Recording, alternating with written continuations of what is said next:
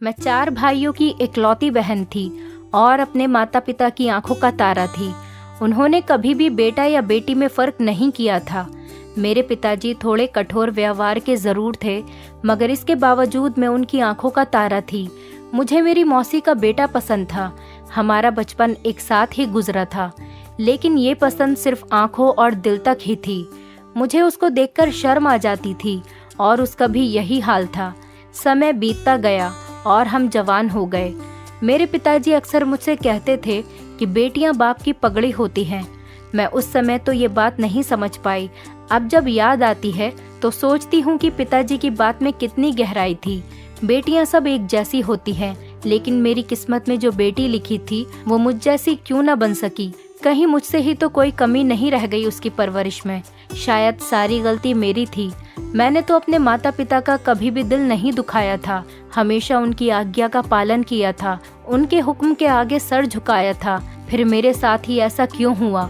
मैं ऋषि को पसंद करती थी। मेरा ये कजिन मेरी माँ की बहन का बेटा था। ऋषि बहुत ही अच्छा और शरीफ लड़का था। उसने मुझसे कभी भी कुछ भी ऐसा नहीं कहा था कि मैं उसके बारे में कुछ गलत सोचती या फिर बगावत पर उतर आती। मैं अपने माता पिता की शादी के 10 साल बाद पैदा हुई थी। 3 बेटों के बाद जब बेटी घर में लक्ष्मी बनकर आई थी, तब पिताजी अक्सर उस लक्ष्मी से मुंह फेर लेते थे, मगर माँ बाहों में समेट लेती थी। मेरी माँ के 3 बेटे थे। बेटी न होने की वजह से मेरी माँ को बेटी की बहुत चाहत थी। जब भी माँ छोटी बच्चियों को खेलता देखती तो माँ का दिल चाहता कि उनकी भी एक बेटी हो, जिसे वो अपने हाथों से सजाएं, अच्छे अच्छे कपड़े पहनाएं और वो उनके साथ खेले। माएँ तो बेटियों को चाहा करती हैं। मेरी माँ को भी बेटी ही चाहिए थी और हमेशा मेरी माँ पूजा पाठ में लगी रहती, प्रार्थना करती कि मुझे एक बेटी और मिल जाए, और भगवान ने मेरी माँ की प्रार्थना सुन ली और फिर मैं पैदा हुई। पिताजी को एक बेटे की चाहत और थी, लेकिन धीरे धीरे मेरी चाहत ने उनके दिल में जगह बना ही ली। आज मैं खुद अपने पिताजी की लाडली थी। वो मेरे नखरे उठाते नहीं थकते थे। यही कारण था कि मैं लापरवाह हो गई। ऋषि मेरी मौसी का बेटा था। वो अक्सर मेरे भाई से मिलने के लिए आता रहता था। मेरा भाई आयुष उसका क्लास फेलो था, लेकिन ऋषि तो मेरे दिल में अपनी जगह बना चुका था। मैं जब हाई स्कूल में थी तब से ही उसके ख्वाब सजाने लगी थी। वो भी मेरी निगाहों को खूब पहचानता था। वो दिल से तो मुझे पसंद करता था, लेकिन कभी दिखाता नहीं था। आयुष और ऋषि की दोस्ती पिताजी को एक आंख नहीं सुहाती थी, क्योंकि पिताजी का व्यवहार बहुत अलग था और इसी वजह से पिताजी माँ के खानदान वालों को पसंद नहीं करते थे। ऋषि का हमारे घर में आना जाना भी उन्हें पसंद नहीं था, लेकिन बेटे की खातिर चुप थे कि आयुष की उससे दोस्ती है। जब घर में मेरी शादी के बारे में बात हुई तो मैंने माँ से कहा कि मैं किसी को पसंद करती हूँ और उसी से शादी करना चाहती हूँ। तो ये सुनकर माँ के चेहरे का रंग उड़ गया। माँ बहुत घबरा गई और मुझसे पूछने लगी कि वो लड़का कौन है, और मेरे मुंह से ऋषि का नाम सुनते ही उनके पसीने छूट गए। मैंने माँ से कहा, माँ आप पिताजी से बात करें, क्योंकि ऋषि की भी यही तमन्ना है। माँ के चेहरे से उनकी फिक्र और गुस्सा दोनों पता चल रहे थे, लेकिन माँ ने अपने गुस्से पर काबू रखा और कहने लगी, मेरी बच्ची, तुम्हारे पिताजी किसी भी कीमत पर नहीं मानेंगे। अगर मैंने ये बात उन्हें बता दी तो वो न सिर्फ ऋषि का घर में आना जाना बंद कर देंगे, बल्कि खुलेआम उसकी बेइज्जती भी करेंगे। ये बात दिमाग में रखो कि तुम्हारी शादी वहीं होगी जहाँ तुम्हारे पिताजी चाहेंगे। और मैं जानती थी कि यही सच है, और मैं ये भी जानती थी कि पिताजी मेरी शादी अपने रिश्तेदारों में करने की सोच चुके हैं। और फिर आखिर वही हुआ और मैं रोती सिसकती ही रह गई। ऋषि के दिल पर भी कयामत गुजरी थी। पिताजी ने मुझसे बगैर पूछे अपने भाई के बेटे मनप्रीत के साथ मेरी शादी कर दी। मैं एक खानदानी और मजबूर बेटी थी, जिसके खानदान का यही रिवाज था कि खुशी खुशी बड़ों के फैसलों के आगे अपना सर झुका दिया जाए। मुझे अपनी जिंदगी के सबसे बड़े फैसले के बारे में बात करने का कोई हक नहीं था। मुझे कभी भी ये हक नहीं दिया गया। मेरी शादी बड़ी धूमधाम से मनप्रीत से हो गई और मैं दुल्हन बनी विदा होकर उसके घर आ गई। जब शादी की पहली रात को उसने मेरा घूंघट उठाया तो मेरा दिल तड़प रहा था और मैं अपने आंसू जब्त किए बैठी थी। वो मेरे दिल के हाल से बिल्कुल अनजान था। मेरा उदास चेहरा देखकर मुझसे पूछने लगा, दिव्या, क्या तुम मुझसे शादी करके खुश नहीं हो? मैं उसे क्या जवाब देती? उस समय मैंने उस वक्त तो जहर का घूंट पी लेना ही ठीक समझा। मैंने उससे कहा, अपने घर से जुदा होने का दुख हर लड़की को होता है, लेकिन उससे शादी मेरे लिए एक खुशी की वजह थी। मेरे मुंह से ये बात सुनकर उसके दिल को सुकून मिल गया, लेकिन मैंने अपने आंसुओं को दिल की गहराई में छुपा लिया और उनकी खुशी की खातिर मुस्कुरा दी। मगर ये कोई नहीं जान सकता था, जब दिल रो रहा हो तो आंसुओं को छिपाकर मुस्कुराना कितना तकलीफ देता है। माता पिता को जो बेटियां दुख दें, इससे अच्छा है कि वो बेटियां पैदा ही ना हों, या फिर पैदा होते ही उन्हें मार दिया जाए। अब मैं हर किसी के सामने झूठी खुशी जाहिर करती थी। सच तो यह है कि मेरे इस बयान में वो दर्द बोलता था। दर्द में रोते रोते मेरा दिल मुर्दा होता जा रहा था और अब मुझे अपने इस दर्द के साथ जीना था, खुद को भुला देना था और ऋषि को भी भुला देना था। वक्त की आग अरमानों पर गिरती रही। मैं खुद फरेबी में जीना सीख गई थी। अब मैंने अपने अतीत की हर याद का दिया बुझा दिया। मैं खुश रहने लगी और अपने ससुराल वालों से घुल मिल के रहती थी। खातिरदारी करने में भी कोई कसर न छोड़ी और अपने पति को समझकर उसके पैरों की धूल हो गई।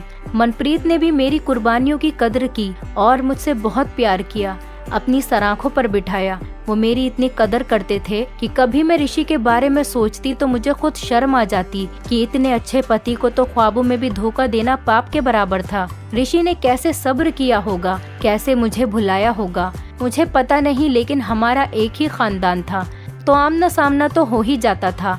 तभी उसकी शक्ल देख के दिल में रोशनी जाग उठती थी, क्योंकि चेहरा तो दिल का आईना होता है। उसका चेहरा तो जैसे मुरझा सा गया था, जैसे किसी ने जान ले ली हो। वो जिंदा कब लगता था? ऐसा लगता था जैसे कोई मरा हुआ व्यक्ति जिंदा लोगों में चल फिर रहा हो। मैं ऋषि के दिल का हाल अच्छी तरह समझती थी, लेकिन मैं ऋषि की तरफ नहीं गई ताकि वो कहीं गलत फहमी का शिकार न हो जाए। ऐसा न हो कि उसका सोया हुआ दर्द जाग उठे और इस तूफान को तबाही के किनारे तक न ले जाए। और जब एक औरत माँ बन जाती है तो वो अपने बच्चों की खातिर अपने आप को और पूरी दुनिया को भुला देती है। मैं अब 3 बच्चों की माँ बन चुकी थी। ममता ने मुझे मेरे अतीत की यादों से बहुत दूर ले जाकर फेंका था। अब बस मैं थी और मेरे प्यारे बच्चे थे। उनकी मोहब्बत और उनकी परवरिश में लग गई थी। मैं 3 बेटों की माँ बन चुकी थी। मेरे पति की यही आरजू थी कि एक बेटा और हो और हम 4 बेटों के माता पिता बन जाएं। बच्चे पालना कोई आसान काम नहीं होता। गुजरते वक्त के साथ अब मैं थकने लगी थी। मैं चाहती थी एक बेटी हो जाए। 4 बच्चे बहुत हैं। ऊपर वाले से यही गुजारिश करती थी कि इस बार बेटी ही देना। मुझे बेटी की बड़ी हसरत थी, क्योंकि मेरी कोई बहन नहीं थी और एक माँ बेटी के बगैर पूरी नहीं होती। मैंने भी बड़ी दुआओं से बेटी को पाया था। अपने भगवान से गिड़गिड़ाकर रो रो कर प्रार्थना करती थी। हर वक्त पूजा पाठ में लगी रहती थी और इस बार मेरी गोद में वो लक्ष्मी आ गई थी, जिसको पाकर मेरे दिल को करार आ गया था। मैंने उसका नाम पूजा रखा, मगर पूजा जब बड़ी हो गई मैं उसे गुड़िया बुलाती थी। वो मेरी आंखों की ठंडक थी। उसे देख देख कर मैं जीती थी। बेटों की मोहब्बत भी उसके सामने कम थी। मैं उस गुड़िया को हर समय सजाए रखती थी। वक्त के साथ साथ वो बड़ी हो गई। उसका रंग निखरता गया। वो मेरी हमशक्ल थी। मुझे उसमें अपना अक्स दिखाई देने लगा, लेकिन वो मुझसे भी ज्यादा सुंदर थी। मेरी जवानी की तस्वीर थी। वो उन दिनों 9वीं कक्षा में थी जब मेरे मौसी के घर से उनकी बेटी की शादी का बुलावा आया और मौसी और मौसा जी खुद हमारे घर बुलावा देने के लिए आए थे और कहने लगे कि हम उनकी बेटी माही की शादी में जरूर शामिल हों। मैंने बहुत मना किया पर वो नहीं माने। तब मेरे पति ने कहा कि ऐसी भी जिद अच्छी नहीं, आखिर वो तुम्हारी मौसी हैं। इतनी उम्र होने के बाद भी वो तुम्हें बुलाने के लिए आई हैं। उनकी खुशी में शामिल होने में क्या हर्ज है। अपने पति के ज्यादा कहने पर मैं मना कैसे करती। हम उसकी शादी में चले गए। ये ऋषि का घर था और उसकी सबसे छोटी बहन की शादी थी। मैं ऋषि के घर नहीं जाना चाहती थी, उसका सामना नहीं करना चाहती थी। मेरे अंदर एक चोर छुपा बैठा था। मैं डरती थी कि ऋषि के सामने कैसे जाऊंगी, कहीं फिर से मेरी आंखें चार न हो जाएं, मेरे दिल के किसी कोने में सोई मोहब्बत न जाग उठे। कुछ लोग अपनी मोहब्बत को एक किस्सा समझकर भुला देते हैं, लेकिन कुछ के दिल में पत्थर पर लकीर बन जाती है, जिसको मिटाना किसी के बस की बात नहीं होती। मेरा दिल पत्थर का हो चुका था, लेकिन लकीर मिटाने के लिए शायद बहुत जन्म लग जाते। शादी वाले दिन मैं ऐसी जगह बैठी जहाँ से वो मुझे दिखाई न दे। मेरा दिल बहुत ज्यादा घबरा रहा था। मैं उससे बच रही थी। तभी मुझे उसकी एक झलक नजर आ गई। वो बहाने बहाने से आंगन में आता जाता रहता। उसकी आंखें मुझे ही ढूंढ रही थी। अचानक वो मेरे सामने आकर बैठ गया और कहने लगा, नमस्ते कहने में तो कोई हर्ज नहीं है। मैं जवाब देने ही वाली थी कि वहाँ मेरी बेटी आकर बैठ गई और पूछने लगी कि माँ, ये अंकल कौन है। इस पर मैंने उसे बताया कि ये उसके मामू हैं और इनका नाम ऋषि है। उसने ऋषि को नमस्ते किया और फिर वो वहाँ से उठकर चली गई जहाँ उसकी उम्र के और बच्चे खेल रहे थे, और ऋषि तो जाने का नाम ही नहीं ले रहा था। मैं घबराने लगी और कहा कि ऋषि, अब तुम यहाँ से चले जाओ, यहाँ क्यों बैठे हो। तो ये सुनकर ऋषि मुझसे कहने लगा कि 10 साल बाद मैंने तुम्हें देखा है, मैंने तुम्हारा कितना इंतजार किया है, तुम्हारी एक झलक देखने का, और अभी तुम जाने का कह रही हो। उसके मुंह से ये बात सुनकर मेरा दिल जोर जोर से धड़कने लगा। मैं कांप गई और बोली कि ऋषि, ऐसी बातें ना करो, भुला दो वो वक्त जो अतीत में गुम हो चुका है। तो ऋषि कहने लगा, वो गुम नहीं हुआ, मैंने उस समय को अपने सीने से लगा रखा है। जानती हो इतने साल मैंने कैसे काटे हैं, मर मर कर जिया हूँ और जी जी कर मरता हूँ। मुझे गौर से देखो, अब मैं क्या तुमको जिंदा नजर आ रहा हूँ। ये सुनकर मैंने ऋषि से कहा कि पुरानी बातें भूल जाओ, हम जैसे हैं जहाँ हैं भगवान की मर्जी से हैं, हम ऐसे ही ठीक हैं। तो ऋषि कहने लगा, मगर मैं तो ठीक नहीं हूँ। देखो, मैंने अभी तक तुम्हारी खातिर शादी नहीं की, अगर ठीक होता तो अपना घर बसा लेता। उसकी बातों से मैंने सोचा कि मैं ही उठकर जाती हूँ यहाँ से। अगर किसी ने बातें सुन ली तो मेरी दुनिया में तो भूकंप ही आ जाएगा। मैं वहाँ से उठकर आंगन में बैठ गई। सभी शादी की तैयारियों में खोए हुए थे। मुझे कुछ समझ नहीं आ रहा था कि किधर जाकर बैठूं। तो मैं छत पर चली गई। सोचा कि थोड़ी देर छत पर जाकर सांस ले लेती हूँ। जब ऋषि घर से बाहर चला जाएगा तो नीचे चली जाऊंगी। मुझे नहीं पता था कि मेरी बेटी ने मुझे छत पर जाते हुए देख लिया है। वो अपने काम में व्यस्त थी, मेरे पीछे नहीं आई, लेकिन ऋषि ने मेरा पीछा किया। उसने मुझे छत पर जाते हुए देख लिया था। थोड़ी देर के बाद वो भी छत पर आ गया। उसने कहा, शुक्र है कि तुम यहाँ आ गई हो, थोड़ी देर ही सही, हम एक दूसरे से खुलकर बात तो कर लेंगे। यहाँ हमें कोई देखेगा भी नहीं और तुम्हें डर भी नहीं होगा किसी का। वो मेरे करीब चारपाई पर आकर बैठ गया और मेरा हाथ अपने हाथ में लेकर बोला,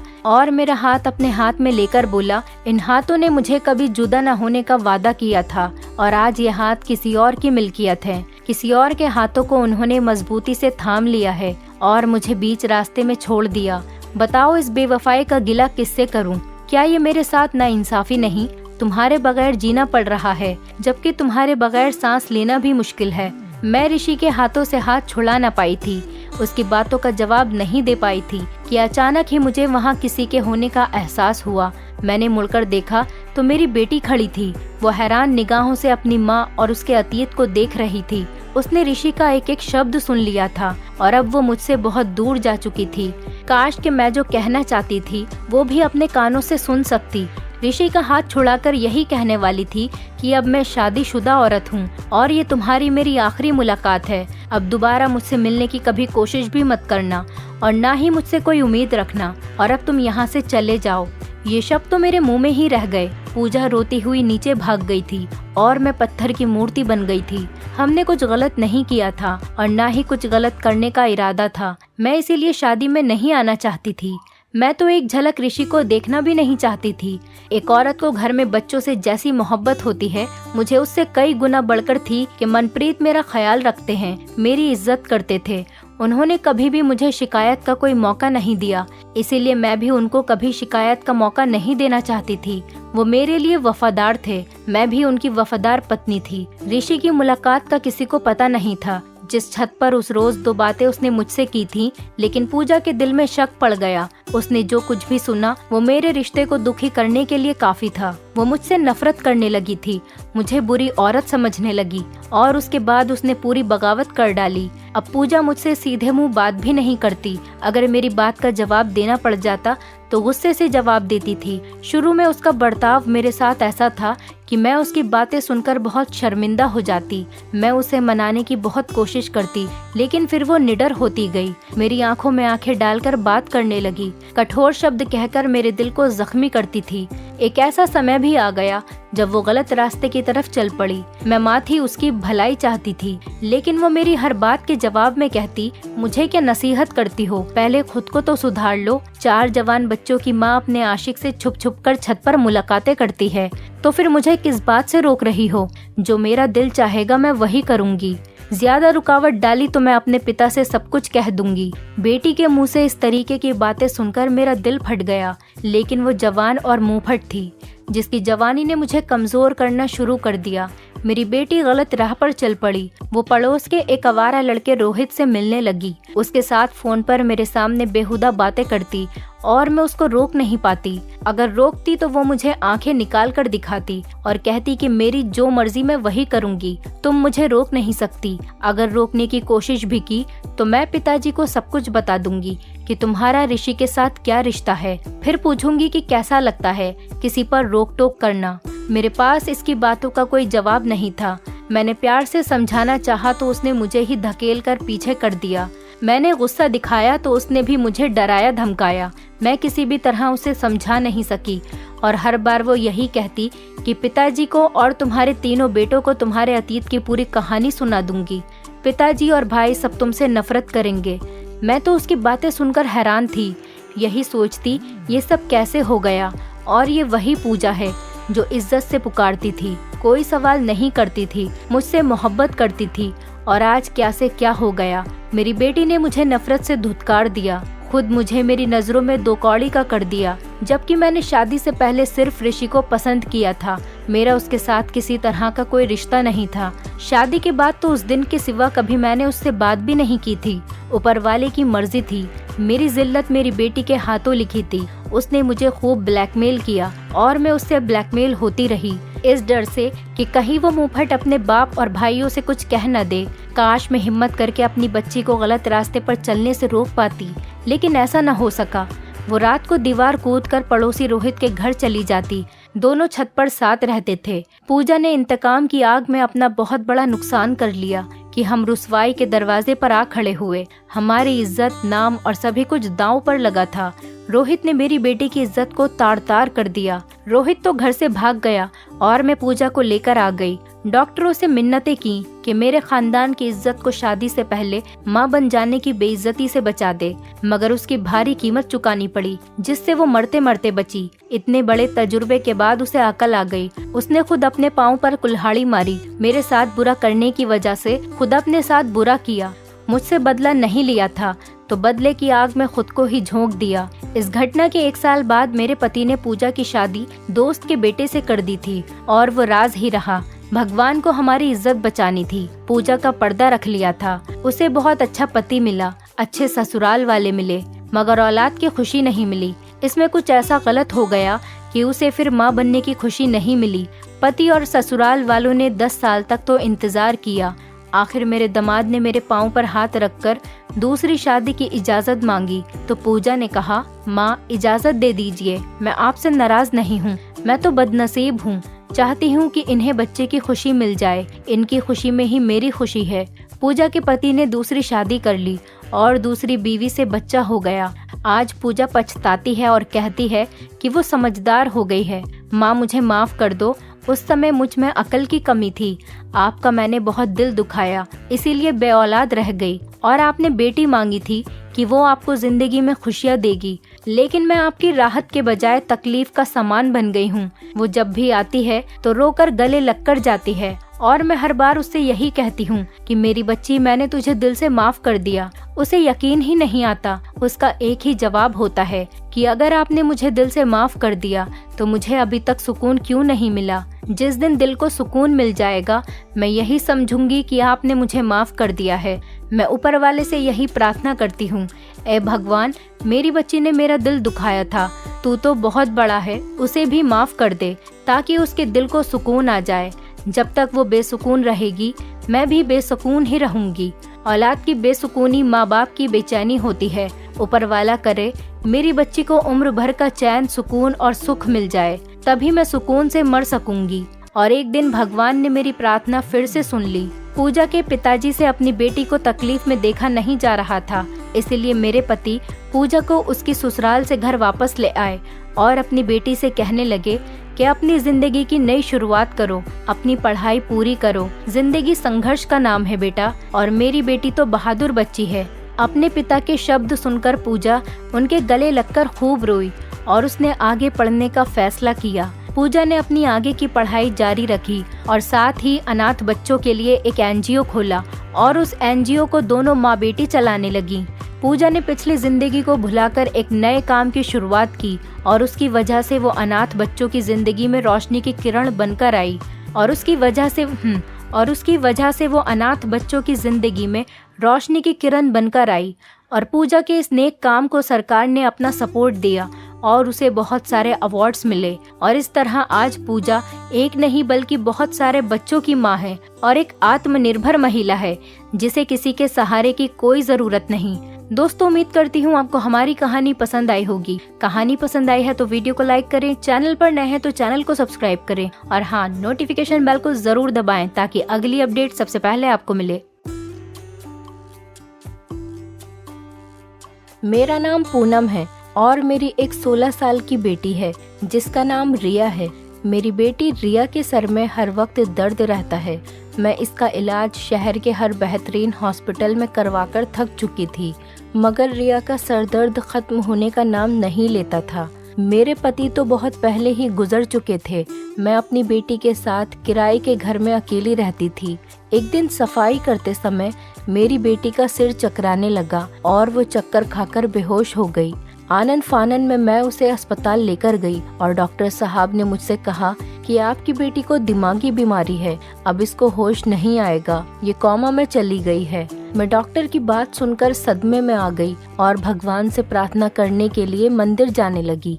तभी रास्ते में मुझे सड़क के किनारे एक भिखारी मिला। भिखारी ने मुझे देखते ही कहा कि मैं तेरी परेशानी जानता हूँ कि तू किस मुसीबत में आ गई है। अगर तू मुझसे अभी शादी कर ले तो तेरी परेशानी अभी खत्म हो जाएगी और तेरी बेटी कोमा से बाहर आ जाएगी और उसका सर दर्द भी ठीक हो जाएगा।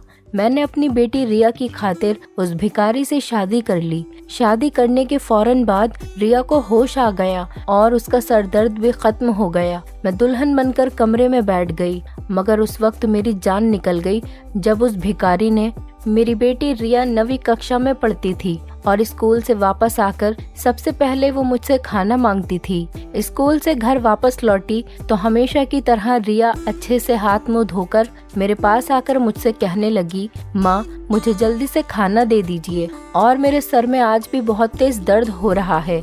मैं रिया के सर दर्द से थक चुकी थी और शहर के सभी बड़े से बड़े डॉक्टरों को दिखा चुकी थी, पर रिया को आराम नहीं आ रहा था। उसकी दवाई हर वक्त मेरे पास मौजूद रहती थी। मैं भागकर रिया के पास गई तो वो कहने लगी, माँ ऐसा लगता है जैसे कोई मेरे सर में कीले ठोक रहा है। वो दोनों हाथों से अपना सर दबाने लगी। उसकी हालत देखकर मेरा तो दिमाग ही चकरा गया। मैंने जल्दी से रिया को पानी दिया और दवाई खिला दी। कुछ देर बाद मैंने रिया से पूछा कि अब कुछ आराम मिला। रिया ने हाँ में सिर हिला दिया और बोली, माँ मैं अब पहले से बेहतर हूँ। मैं बोली, चलो डॉक्टर के पास चलते हैं, लेकिन रिया ने ना में सिर हिला दिया और कहने लगी, मैं अब जरा देर आराम कर लूं। इतना कहकर रिया अपने कमरे में चली गई, पर मैं अभी तक कांप रही थी। मेरा दिल बहुत परेशान था कि ना जाने मेरी बेटी को क्या हो गया है। शाम को जब रिया अपने कमरे से बाहर आई तो बहुत तरोताज़ा लग रही थी। उसको खुश देखकर मैं एक बार फिर से जी उठी थी। अगले दिन रिया स्कूल चली गई। वापसी पर फिर उसके सर में दर्द था। मैंने उससे कहा, डॉक्टर के पास चलो, लेकिन वो फूट फूट कर रोने लगी और कहने लगी कि माँ अगर आप मुझे डॉक्टर के पास ले गई तो मेरा मरा हुआ मुंह देखेंगी। मैं डॉक्टर के पास जाकर थक चुकी हूँ। मैंने जल्दी से उसे दवाई खिलाई और कहा कि तुम कुछ दिन स्कूल नहीं जाओगी और घर पर ही आराम करोगी। लेकिन रिया ने कहा, माँ मैं स्कूल की छुट्टी नहीं करूँगी। इस बात पर मुझे गुस्सा आ गया। मैंने कहा कि कल तुम्हें स्कूल नहीं जाने दूंगी और किसी बड़े डॉक्टर से तुम्हारा चेकअप करवाऊंगी। मेरी बात सुनकर रिया चुप हो गई और अगली सुबह उठकर मुझसे कहने लगी, माँ आज नाश्ता मैं बनाऊंगी। मेरी बेटी रिया चाय बहुत अच्छी बनाती थी। मैंने मुस्कुराकर कहा कि ठीक है, आज तुम नाश्ता बनाओ, मैं आराम करूंगी। और मैं किचन में ही रिया के पास खड़ी हो गई और नाश्ता बनाते समय वो अचानक बेहोश हो गई। रिया को बेहोश देखकर मैं तो अपने होश ही खो बैठी और मैंने चीख चीख कर पूरे मोहल्ले को इकट्ठा कर लिया।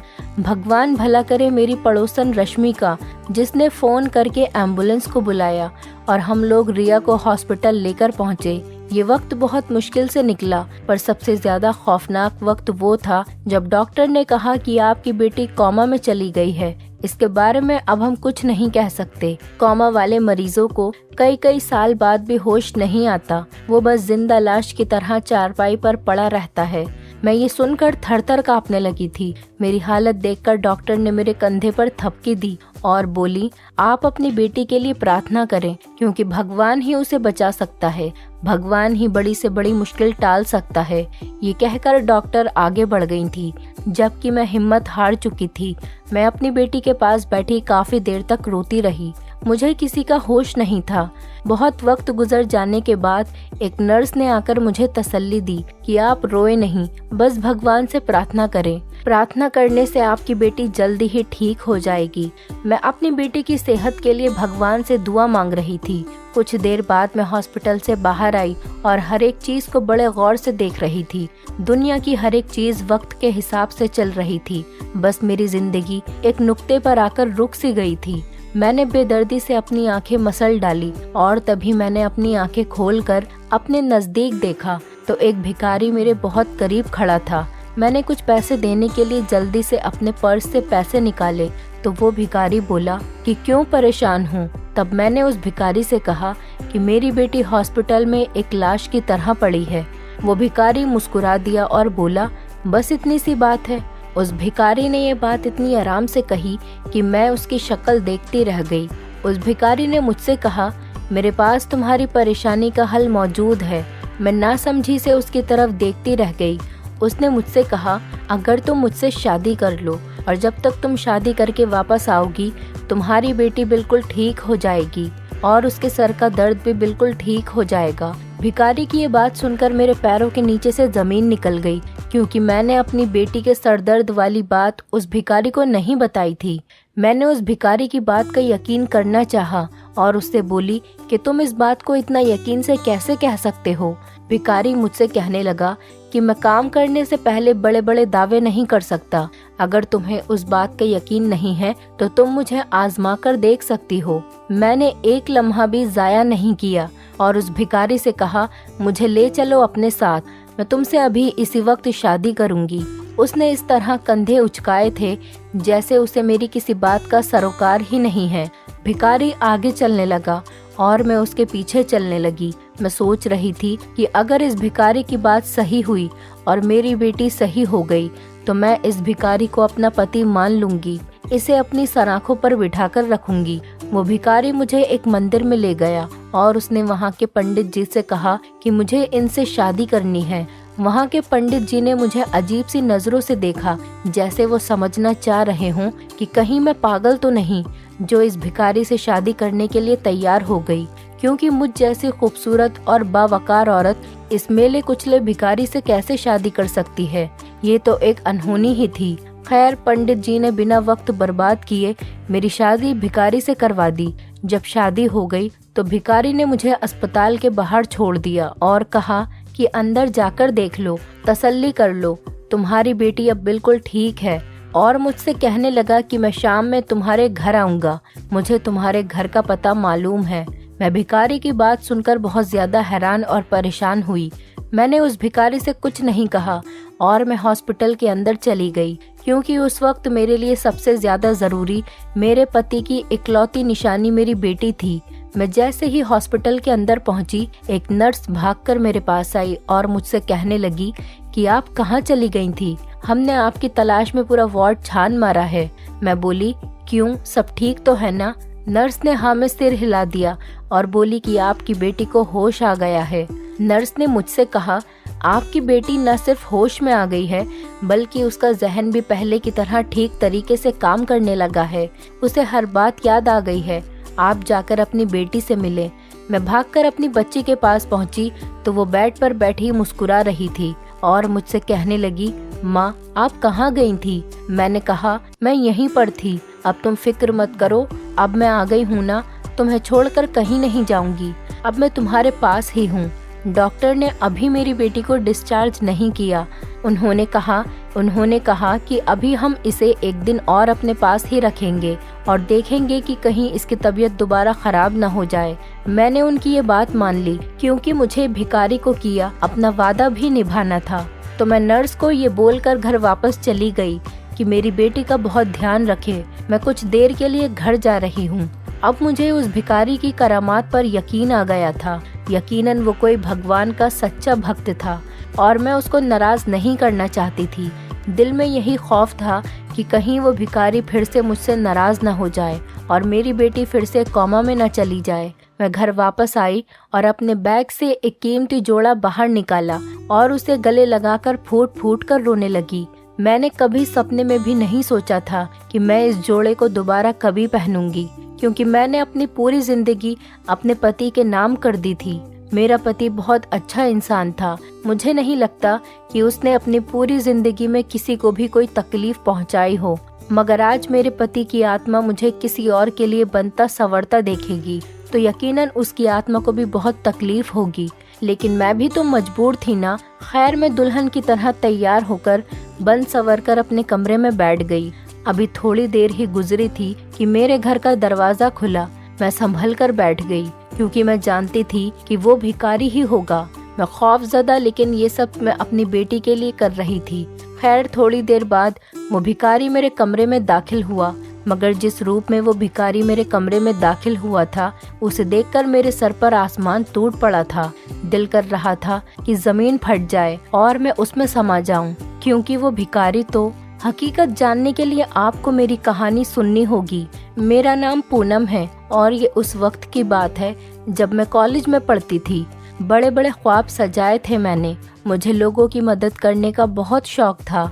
मैंने सोचा था कि जैसे ही मेरी पढ़ाई पूरी होगी तो मैं गरीब आवाम की सेवा के लिए एक NGO खोल लूंगी, मगर मेरे ख्वाब अधूरे के अधूरे ही रह गए थे, क्योंकि मेरे लिए ऋषि का रिश्ता आ गया था। ऋषि के घर वाले अच्छे खाते पीते लोग थे, लड़का भी शरीफ था, इसीलिए मेरे घर वाले इस रिश्ते पर राजी हो गए और मेरे माता पिता ने ये हुक्मनामा जारी कर दिया था कि मेरी शादी ऋषि के साथ ही होगी।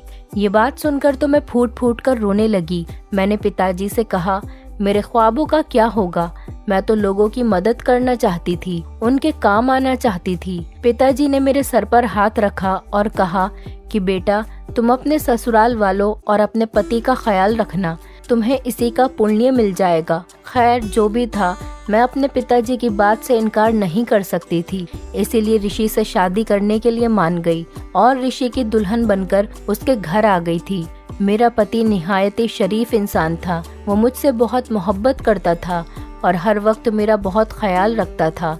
जिंदगी बहुत अच्छी लगने लगी। पर पता नहीं कुछ दिनों बाद ऋषि का छोटा भाई रोहित कहाँ से आ गया। रोहित मुझे अजीब सी नजरों से देखता था। मैं कुछ भी काम कर रही होती तो वो मुझे घूर घूर कर देखता। वो मेरे पति से लड़ाई भी किया करता था। मैंने महसूस किया कि जब भी मैं अकेली किचन में काम कर रही होती थी तो रोहित वहाँ बहाने बहाने से आता था। वो शायद मुझसे कुछ कहना चाहता था। मैं अपने देवर की बात सुन भी लेती अगर मुझे उसकी नज़र में कुछ फितूर नहीं लगता, तो इसीलिए जैसे ही रोहित किचन में दाखिल होता मैं वहाँ से बाहर निकल जाती। मैं इस चूहे बिल्ली के खेल से परेशान हो चुकी थी, इसीलिए मैंने ये बात अपने पति ऋषि को बता दी। ऋषि ने जब मेरी बात सुनी तो वो बहुत ज्यादा घबरा गया और उसने मेरा हाथ थाम लिया और बोला, न जाने मेरा भाई रोहित इतनी गिरी हुई हरकत क्यों कर रहा है, पता नहीं वो क्या सोचे बैठा है। पूनम, तुम्हें मेरे सर की कसम, कभी भी रोहित की बातों में नहीं आना। मैंने ऋषि से वादा कर लिया और अपनी वफा का यकीन भी दिला दिया। उस दिन के बाद से मैं हमेशा रोहित से सख्त लहजे में ही बात किया करती थी। कभी कभार वो भी मुझे देखता तो मैं उसे झिड़क दिया करती थी। ये बात अब मेरी सास भी जान गई थी, मगर कभी भी उन्होंने मुझसे कुछ नहीं पूछा। शायद मेरी सास अपने बेटे की मोहब्बत में सब कुछ बर्दाश्त कर रही थी और उनमें इतनी हिम्मत ही नहीं थी कि वो गलत को गलत और सही को सही कह सके। खैर, एक दिन घर में तूफान आ गया। मेरी सास का जवान बेटा रोहित एक हादसे में शिकार होकर इस दुनिया से चला गया था। मुझे वक्ती तौर पर उसकी मौत का बहुत ज्यादा दुख था, मगर रोहित की मौत के बाद मेरी जिंदगी में सुकून ही सुकून आ गया था। मैं अपने घर में जैसी मर्जी चाहूँ रह सकती थी। खैर वक्त गुजरता गया। मैंने और ऋषि ने साथ में बहुत अच्छे दिन गुजारे थे, मगर ऋषि 5 साल के बाद इस दुनिया से चले गए। मैं उस वक्त बहुत जवान थी, खूबसूरत थी, इसीलिए बहुत से रिश्ते आए थे, मगर मैंने शादी करने से इनकार कर दिया। मैं अपनी बाकी की जिंदगी अपने पति के नाम कर चुकी थी और उनकी बेटी को संभालने का वादा कर चुकी थी। मैंने अपनी बेटी की परवरिश फूलों की तरह की। मेरी बेटी मेरी जिंदगी की इकलौती खुशी बन चुकी थी। फिर अचानक उसके साथ यह हादसा पेश आ गया। मुझे इस भिखारी के साथ शादी करनी पड़ गई, पर यह भिखारी कोई और नहीं, मेरा अपना देवर रोहित था। अब जब ये भिखारी नहा धोकर साफ सुथरे लिबास में मेरे सामने आया तो मुझे इसको पहचानने में 1 मिनट भी नहीं लगा और मैं पहचान गई कि ये मेरा देवर रोहित है। रोहित ने मेरे सामने एक लिफाफा रख दिया था। जब मैंने इस लिफाफे को खोलकर देखा तो इसमें ऐसे कागजात मौजूद थे जिसको देखकर मेरा सर चकरा गया और मैं रोहित से कहने लगी कि रोहित, तुम तो मर चुके थे, काश तुम हमेशा के लिए ही मर जाते, यूं मेरा दिल दुखाने कभी वापस नहीं आते। रोहित की आंखों में आंसू भर चुके थे। वो बोला, पूनम, मैं जानता हूँ तुम मुझसे बेइंतहा नफरत करती हो, पर मैं चाहता हूँ कि तुम्हें अपने बारे में सब कुछ बता दूँ। मेरे दिल पर जो बोझ है उसको खत्म कर दूँ। मुझे सुकून नहीं मिलता, इसीलिए आज तुम्हारे सामने खड़ा हूँ। तुमने पहले तो मेरी बात कभी नहीं सुनी, लेकिन आज मुझे कहने का मौका दो। मैं बोली, हाँ कहो, जो भी कहना चाहते हो। रोहित बोला, मैंने अपनी जिंदगी में बहुत ज्यादा परेशानियां देखी हैं। मैं हमेशा प्यार को तरसता रहा हूँ। मेरी माँ ने हमेशा मुझसे ज्यादा बड़े भाई ऋषि को ही प्यार किया। मैं तो उनके लिए कुछ भी नहीं था। मैं हमेशा अपने बाप का लाडला था, मगर जब उनका देहांत हो गया तो मैं भरी पूरी दुनिया में तन्हा हो गया। इसके बाद मेरी दोस्ती मेरी क्लास फेलो के साथ हो गई। मैं अक्सर उनके घर आने जाने लगा था और यूं मेरे दोस्त के बहन भाई मेरे बहन भाई बन गए। यूं ही हम बड़े हो गए और मैं अपने पैरों पर खड़ा हो गया और जॉब भी करने लगा। एक दिन किसी काम के सिलसिले में मेरे दोस्त को दूसरे शहर जाना पड़ा तो उसने मुझसे कह दिया कि मेरी बहन को कॉलेज से तुम ले आना। मैं उसकी बहन को कॉलेज से लेने गया तो मेरी नज़र एक दिन तुम पर पड़ गई। पूनम, मैं पहली नज़र में तुमसे मोहब्बत कर बैठा था। मैंने बहुत मुश्किल से तुम्हारे बारे में मालूमात हासिल की थी और तुम्हारे बारे में अपनी माँ को बता दिया और उनसे कहा कि तुम्हारा रिश्ता मेरे लिए मांग लें। मगर उन्हीं दिनों मेरा ट्रांसफ़र इलाहाबाद में हो गया और जब मैं वहाँ से 2 महीने के बाद वापस आया तो मैंने तुम्हें अपने घर में देखा। मेरी हैरत की इंतहा न रही। मैंने माँ से कहा कि आपने मुझे बिना बताए ऋषि की शादी पूनम के साथ कर दी, वो भी उस लड़की से जिससे मैं शादी करना चाहता था। माँ मेरी आंखों में आंखें डालकर बोली, मैं कुछ नहीं जानती, बस ये लड़की तुम्हारे बड़े भाई की दुल्हन है, अब तुम इसका आदर करना। मैं बहुत ज्यादा हैरान था कि मेरी सगी माँ मेरे साथ ऐसा कैसे कर सकती है। मैंने ऋषि से बात की तो उसने भी मेरा मजाक उड़ाया और कहा कि अब तुम हाथ मलो, इसके अलावा तुम कुछ कर भी नहीं सकते। मैंने सोचा कि मैं ऋषि के बारे में तुम्हें बताऊंगा, मगर तुमने मेरी बात नहीं सुनी। फिर एक दिन मैं काम से वापस लौट रहा था तो कुछ नौजवानों ने मुझे रास्ते में घेर लिया और मोटे मोटे डंडों से मारने लगे। मैंने अपना कसूर पूछा तो एक लड़के ने कहा कि तुम्हारे भाई ने तुम्हें मारने के लिए हमें पैसे दिए हैं। मुझे अपने कानों पर यकीन नहीं आ रहा था कि मेरे भाई ने मुझे मारने के लिए गुंडे भेजे हैं। एक गुंडे का डंडा मेरे सर पर लग गया और मैं बेहोश हो गया। मैं सिर्फ बेहोश ही नहीं हुआ था, कोमा में चला गया था और पूरे 16 साल बाद जब मैं ठीक हुआ तो मेरे इर्द गिर्द पूरी दुनिया ही बदल चुकी थी। मैं अपनी जवानी अस्पताल के बेड पर लेटे लेटे गुजार चुका था। मैं अपने एक करीबी रिश्तेदार के घर गया तो वहाँ से मुझे जो पता चला कि मेरी माँ और मेरा बड़ा भाई ऋषि इस दुनिया से गुजर चुके हैं और मुझ पर एक हकीकत खुली कि मेरे पिताजी ने 2 शादियां की थी और ऋषि की माँ मेरी सौतेली माँ थी। मेरी माँ तो मुझे जन्म देते वक्त ही मर चुकी थी। इस वक्त मेरे पिताजी ने मुझे ऋषि की माँ की गोद में डाला था और वो मुझे सारी जिंदगी कबूल नहीं कर पाई। उन्होंने मेरी नफरत ऋषि के दिल में भी डाली थी और मेरी माँ का बदला उन्होंने मुझसे लिया था। उन्होंने मेरी मोहब्बत की शादी अपने बेटे से करवा दी। अब मेरे अंदर भी इंतकाम की आग जल रही थी और मैं ऋषि से अपना बदला लेना चाहता था, मगर ऋषि तो मर चुका था। इसीलिए मैंने सोचा कि मैं उसकी बेटी की जिंदगी तबाह कर दूंगा। मैं स्कूल की वापसी पर तुम्हारी बेटी को रुमाल सूंघा देता। उस पर ऐसा केमिकल लगा होता जिसकी वजह से तुम्हारी बेटी के सर में दर्द रहता था। इस केमिकल का असर पूरे 1 हफ्ते तक रहता था। 1 हफ्ते बाद मैं तुम्हारी बेटी के करीब से गुजरता और उसको फिर से रुमाल सूंघा देता था, जिसकी वजह से तुम्हारी बेटी बेहोश होती थी।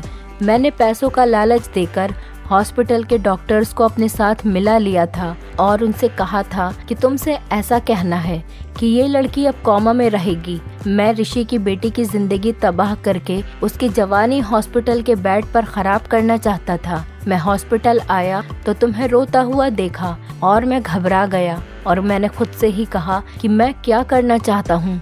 मैंने खुद पर लानत भेजी कि मैं कैसा इंसान हूँ जो मैं अपनी मोहब्बत को तकलीफ पहुँचा रहा हूँ। इसीलिए मैंने नाटक किया और तुमसे कहा कि तुम मुझसे शादी कर लो, तुम्हारी बेटी को होश आ जाएगा।